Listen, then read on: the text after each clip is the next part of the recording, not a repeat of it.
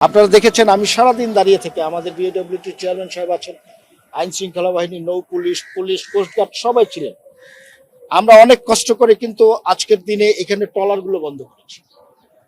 আইনগতভাবে ট্রলার থেকে লঞ্চে ওটা নিষেধ আছে, আমরা জরিমানা করছি, কিন্তু সাধারণ মানুষ যখন আমাদের কথা শুনছে না, কিছু কিছু ক্ষেত্রে আমরা কিন্তু যেহেতু ঘরমুখো মানুষ, ঈদের সময় আমরা একটু হলেও কিন্তু একটু অস্বস্তিতে থাকি। কারণ যাত্রী সাধারণ মানুষ, আপনি কতখানি বল প্রয়োগ করবেন সেটিও কিন্তু শোভন না। আমরা আজকে দাঁড়িয়ে থেকে লঞ্চ মালিকদেরকে সাথে নিয়ে তাদেরকেও পেনাল্টি করেছি।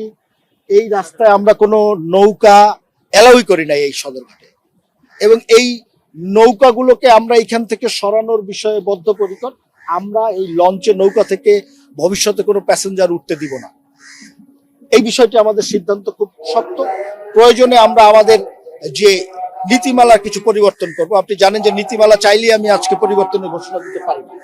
আমাদের ওই পার এই পার কেরানীগঞ্জ থেকে যে পারাপারের যে রাস্তাটি আছে, সেই রাস্তাগুলোকে আমরা ঘাট থেকে যতটুকু সম্ভব দূরে সরিয়ে একটি স্থায়ীভাবে এই পার ওই পার করার চেষ্টা করব। কিন্তু এখন যেটি চলছে এটি ক্রস করে, ওই পার থেকে ওই পারে যায়, আবার এই পার থেকে ক্রস করে ওই পারে যায়। মূলত হলো লঞ্চে নৌকা থেকে কোনো প্যাসেঞ্জার উঠবে না। আমরা যেমন নিয়ম করব, আইন শৃঙ্খলা বাহিনীকে মাধ্যমে কঠোর হব, আপনাদের মাধ্যমে সাধারণ মানুষকে অনুরোধ করব আপনারাও নিয়ম মেনে চলবেন। যাত্রী সাধারণরা যেন নিয়ম মেনে চলে এবং তাদের জীবনের প্রতি তারা যত্ন নেয়, এই অনুরোধটুকু আমাদের থাকে।